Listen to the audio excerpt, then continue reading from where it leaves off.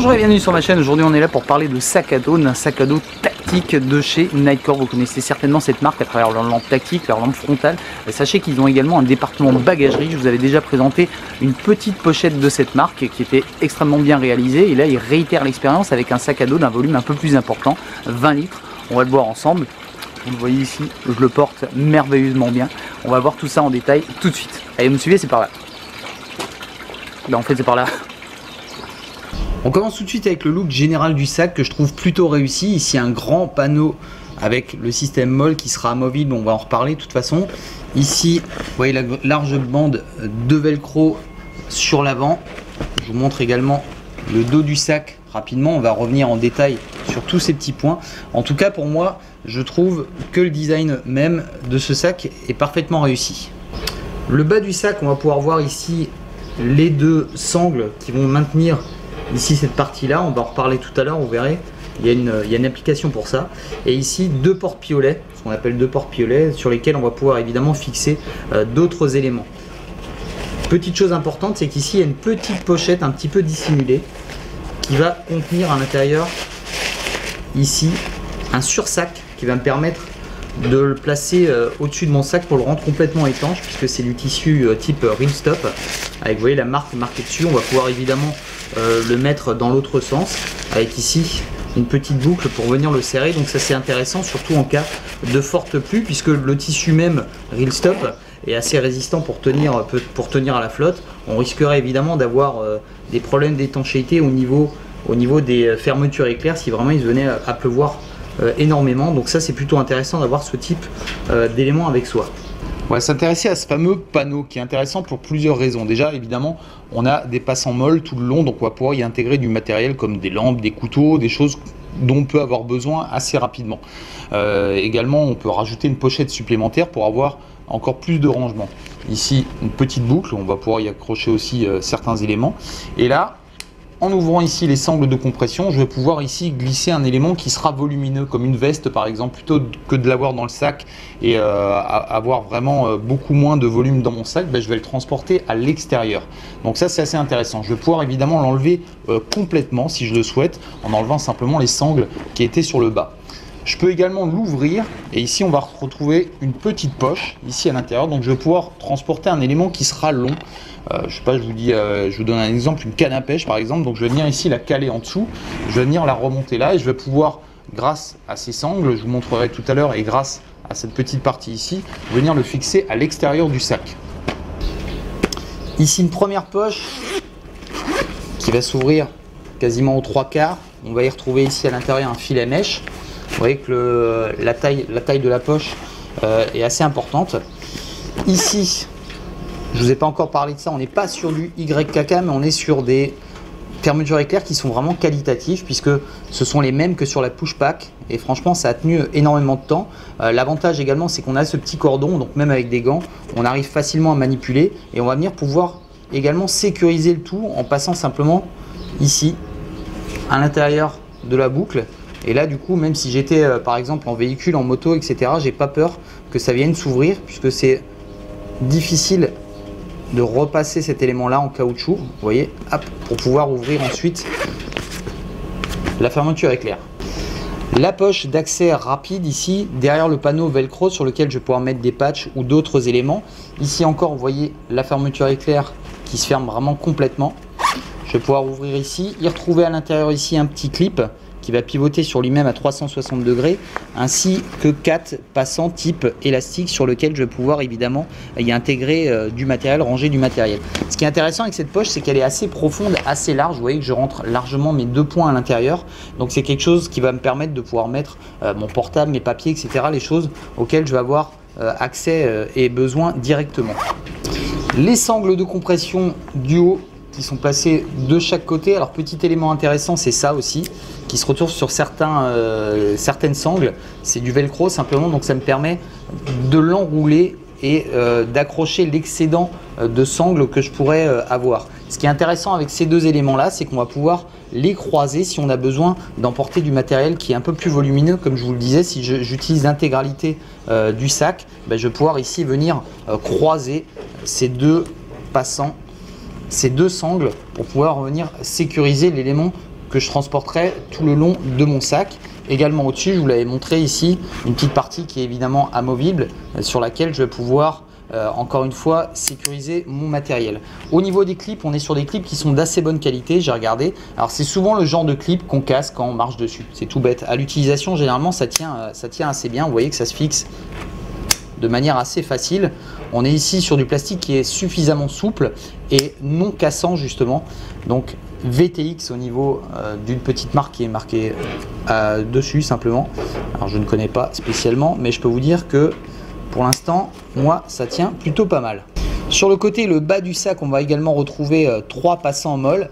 Ici, c'est le prolongement simplement de la sangle de compression. La deuxième sangle de compression va venir ici. Donc là, encore une fois, je vais pouvoir intégrer du matériel sur le côté. Notez également ici la sangle ici qui va être le point final de la bretelle ici qui est surpiqué sur un triangle ici. Donc ça aussi, c'est également assez costaud. C'est intéressant de voir ce genre de petits détails. L'accès à la poche principale, donc j'ouvre ces 2 sangles ici. Elle s'ouvre quasiment aux 3/4 du sac, donc ça me permet vraiment d'aller chercher mes éléments loin au fond. Vous voyez que je rentre complètement mon bras. Je pense qu'un ordinateur 15 pouces pourrait rentrer dedans. Je vous ferai les mesures exactes pour vous dire exactement la taille de cette poche. Évidemment, là, on va avoir un volume maxi ici de cette taille-là environ, évidemment, pour pouvoir y placer ces éléments. Notez que ce qui est intéressant, c'est qu'au fond, on va retrouver, alors vous n'allez pas le voir, mais au fond, vous avez la petite pochette justement qui recouvre le sac et qui sert un petit peu d'amortisseur justement. Donc quand on a des éléments à l'intérieur, quand on va poser son sac au sol, ce sera en même temps un petit peu amorti grâce à ce petit élément. Les bretelles, alors premier élément qui est important, c'est qu'elles sont solidaires l'une de l'autre grâce ici à ce panneau. Donc les deux sont accrochés ensemble, donc c'est plutôt intéressant au niveau de la résistance du sac. Et là on va avoir les sangles de rappel de charge, là qui vont me permettre justement de venir récupérer la charge une fois que je l'aurai sur le dos, de venir ici tirer et de mettre le sac au plus près de mon dos. Les bretelles sont molletonnées, donc ça c'est plutôt pas mal au niveau du confort. Ici on va retrouver encore une fois du velcro, donc encore une fois on va pouvoir y accrocher des éléments et pourquoi pas un câble ici avec ma source d'hydratation que je vais pouvoir ici plaquer là directement sur le côté du sac. Ici également la sangle de poitrine qui va être réglable, on va pouvoir monter et descendre cette sangle. Ça peut être important si jamais vous êtes une femme puisque le sac n'a pas réellement une morphologie adaptée aux femmes, et là ça va permettre justement de régler ici cette fameuse sangle de poitrine et de pouvoir la placer où bon il nous semble. Ici ils ont vraiment été généreux au niveau de la sangle parce qu'il y en a réellement beaucoup, donc ça ce sera peut-être un élément à venir ici plier et à venir avec une petite bande de velcro pour venir éviter que la lanière ne pende. Ici la sangle de bretelle qui est assez intéressante puisqu'il suffit de tirer dessus pour venir resserrer le sac, donc ça c'est assez intéressant quand on va venir placer son sac sur le dos. Ici on va avoir également une sangle abdominale, alors qui n'est pas génial on va dire puisque elle est vraiment toute simple, ça va largement suffire au vu de la taille et du poids que fera ce sac. Ici cet élément il n'est pas réellement amovible, alors on va pouvoir tricher un petit peu et le mettre ici, vous voyez qu'il y a un petit trou et on va pouvoir venir, si jamais on ne l'utilise pas, venir le ranger à l'intérieur ici. Alors c'est vraiment pas évident, vous voyez que ça passe tout juste et là je vais venir enfoncer le tout. Si vraiment j'ai pas besoin d'utiliser cette sangle, je pourrais même au demeurant l'enlever complètement et laisser simplement ces deux éléments là ici sur les côtés. Une des grandes forces de ce sac, ça va vraiment être son dos et l'aération. Puisqu'ici, vous voyez, il y a un système ici métallique qui va permettre de garder au sac une certaine courbure et de pouvoir toujours avoir un passage d'air à l'intérieur. Ici, on a du filet mèche ici au niveau du bas du dos et ici au niveau des bretelles, donc pour absorber un peu la transpiration. Et là, également, ici complètement aéré, et là on aura toujours ce fameux passage d'air à l'intérieur. Donc pour ça que c'est vraiment hyper agréable puisqu'on a vraiment juste la sensation d'avoir le bas du dos qui touche le sac, et ici cette partie là on la sent vraiment à peine, donc ça c'est vraiment plutôt intéressant. Une des dernières poches de ce sac, ici il suffit d'enlever les sangles de rappel de charge. Ici je vais ouvrir et je vais me retrouver avec un compartiment qu'on pourrait qualifier de compartiment d'hydratation, puisque là je vais pouvoir suspendre mon sac d'hydratation. À l'intérieur ici vous allez voir la plaque, la fameuse plaque qui va être faite pour justement garder cette courbure au sac. Il n'y a pas spécialement de trou prévu pour justement le tuyau d'hydratation, mais c'est pas un problème puisqu'on va venir simplement ici le coincer, le faire sortir où on le souhaite, hein, peut-être si on veut le mettre plutôt sur une épaule, sur l'épaule droite, et on va venir encore une fois, comme je vous l'ai déjà montré, passer cette petite partie là ici, et du coup je vais maintenir juste l'ouverture nécessaire pour passer mon tuyau d'hydratation. Ensuite ici le rabat du sac va venir se placer là, et là je vais venir simplement reclipper les deux sangles de rappel de charge. Un petit détail du sac, par exemple ici pour la poche d'hydratation, on va avoir un petit élément là qui va me permettre de venir glisser à l'intérieur ici les fameuses fermetures éclair et de sécuriser encore un petit peu plus cet emplacement. Un élément important ici, c'est la petite poignée qui est fixée sur le sac. C'est vraiment intéressant pour attraper son sac parce que généralement sur ce type de sac, on va venir ici l'attraper d'un seul côté, d'une seule bretelle, et le risque c'est qu'à force, on va avoir une espèce de torsion ici, un moment de force qui va venir ici tirer là, et bien souvent on déchire son sac à ce niveau là de la couture. C'est pour ça que déjà, c'est intéressant d'avoir ces deux bretelles qui sont solidaires l'une de l'autre, et le fait d'avoir ici cette poignée, on va éviter justement cette torsion inutile, et c'est bien souvent là où on abîme ces sacs. Pour conclure sur ce sac, on est vraiment sur un sac de qualité, donc encore mission réussie, je vais dire, pour Nitecore pour cet élément-là, puisqu'on retrouve un petit peu tous les éléments dont on a besoin sur un sac tactique, sur un sac technique. Vous voyez qu'il y a de la technicité avec ce dos aéré, etc.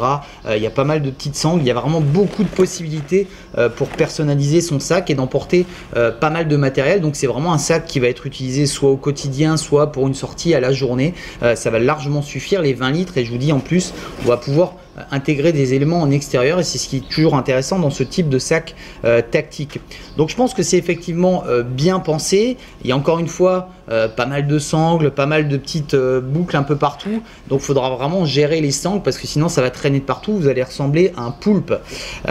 Sinon voilà, encore une fois, de la grosse qualité. On sait que c'est un sac qui est lourd au départ, qui est à 1,5 kg. Alors lourd entre guillemets, il est lourd puisqu'on est sur des éléments quand même assez qualitatifs au niveau ici de la résistance du sac, au niveau du dos aéré, etc. Tout ça, ça a fait un poids. Après voilà, 1,5 kg, c'est pas énorme à mon sens.